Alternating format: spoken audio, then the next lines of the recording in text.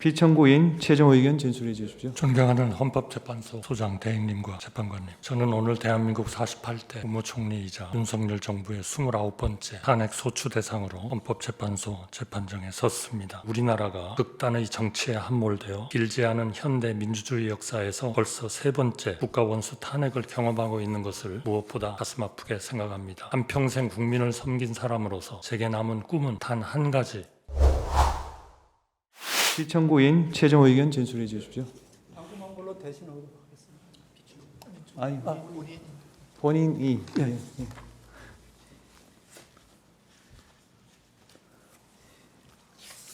존경하는 헌법재판소 소장 대행님과 재판관님, 저는 오늘 대한민국 48대 국무총리이자 윤석열 정부의 29번째 탄핵 소추 대상으로 헌법재판소 재판정에 섰습니다.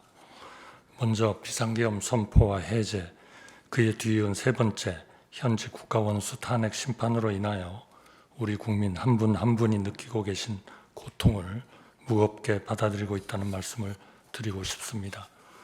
저는 여야의 극한 대립 속에 행정각부를 통할하며 대통령님을 잘 보좌하여 어려운 대내외 상황을 극복해 나가고자 하였으나 대통령님이 다른 선택을 하시도록 설득하지 못했습니다. 대통령 권한대행으로서 헌법과 법률에 따라 오로지 국민만 바라보며 안정된 국정 운영에 전력을 다하는 것이 마지막 소임이라 생각하였으나 저 또한 탄핵 소추되어 부득이 직무가 정지되었습니다. 어느 누구보다 열심히 살아온 우리 국민들이 이런 어려운 상황을 겪고 계신 것 자체에 대하여 제 일신의 영역을 떠나 진심으로 가슴 아프고 송구스럽게 생각하고 있습니다. 존경하는 재판관 여러분, 국회는 5가지 사유로 저를 탄핵 소추하셨습니다. 우선 국회는 제가 대통령 권한대행이 되기에 앞서 국무총리로 일할 때 국회가 통과시킨 여러 법안에 대하여 국무회의를 통해 제2요구안을 심의하고 의결한 것이 위헌이고 위법이라고 주장하셨습니다. 그러나 해당 법안들은 모두 위헌 소지가 있었기에 헌법과 법률을 지켜야 할 행정부가 이를 받아들이는 것은 우리 헌정 질서의 기본 정신에도 도저히 부합하지 않았습니다. 이어 국회가 제기한 내란 동조, 묵인, 방조 주장에 대하여 저는 대통령님이 어떤 계획을 갖고 계신지 사전에 알지 못하였고 대통령이 다시 생각하시도록 최선을 다해 설득하였으며 군 동원에도 일체 관여한 사실이 없음을 다시 한번 분명히 말씀드리고 싶습니다. 3번째로 제가 여당 대표와 함께 담화문을 발표한 것은 이번 사태의 여파로 대외 신인도가 흔들리거나 경제가 위축되지 않도록 정부와 여야가 협력하여 안정된 국정 운영에 힘쓰겠다는 뜻을 밝힌 것일 뿐 국회가 주장하시는 것처럼 권력을 찬탈하기 위해서가 전혀 아니었습니다. 또한 국회는 제가 권한대행이 되자마자 상설특검 후보자 추천을 의뢰하지 않은 것이 잘못이라고 하셨습니다만 이는 국회의 요구에 즉시 따르는 쪽이 오히려 우리 헌정 질서를 어지럽히고 국론 분열을 심화시킬 우려가 컸습니다. 특정 성향 야당만으로 특검을 구성할 수 있도록 야당 단독으로 하위 법령을 고친 것을 두고 위헌 논란이 거셌기 때문입니다.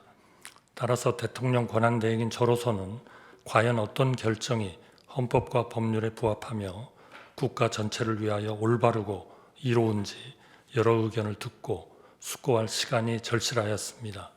이미 공수처, 경찰, 검찰, 국방부 등 여러 국가기관이 대규모 계엄 관련 수사를 벌이고 있어 증거인멸이나 수사 지연 우려도 거의 없었습니다. 마지막 탄핵 사유는 헌법재판소 재판관님 임명 문제였습니다. 저는 대통령 권한대행은 대통령의 고유 권한 행사를 최대한 자제해야 한다는 점, 여야의 실질적 합의 없이 헌법재판관을 임명하는 것은 우리 헌정사에 전례가 없다는 점을 깊이 고민하였습니다.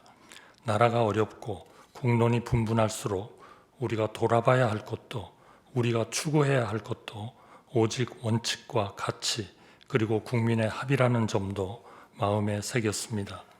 그런 맥락에서 여야의 합의를 여러 번 간곡히 요청하였고 여야가 합의하면 즉각 임명하겠다고 약속드렸습니다만 국회는 탄핵 소추로 응답하셨습니다. 이는 제1신의 영역을 떠나 우리 국민과 헌정 질서 전체를 위하여 가슴 아픈 일이라 생각합니다.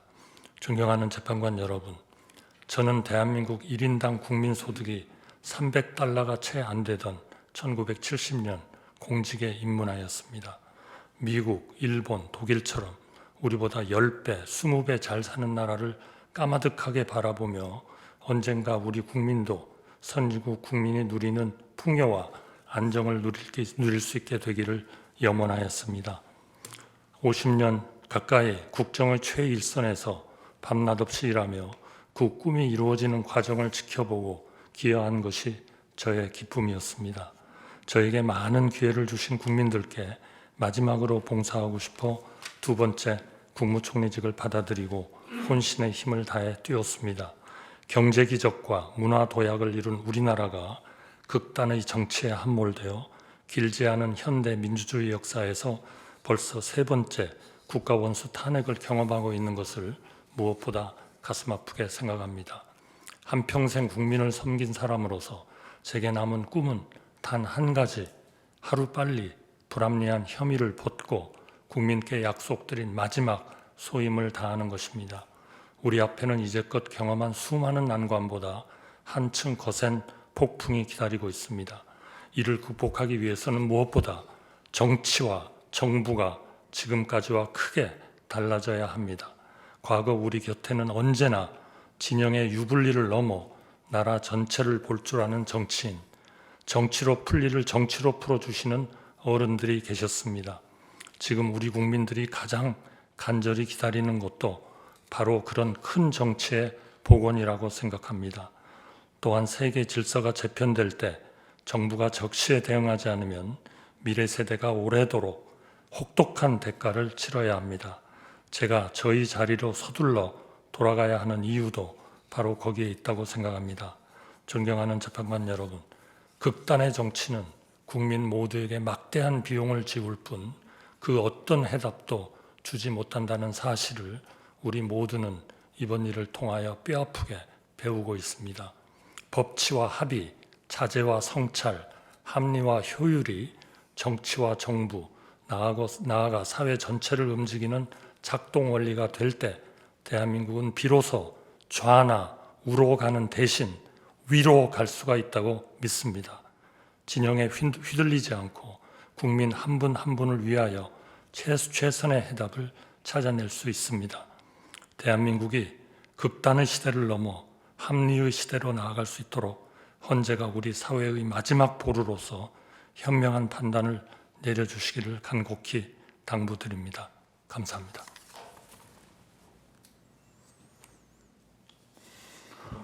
네.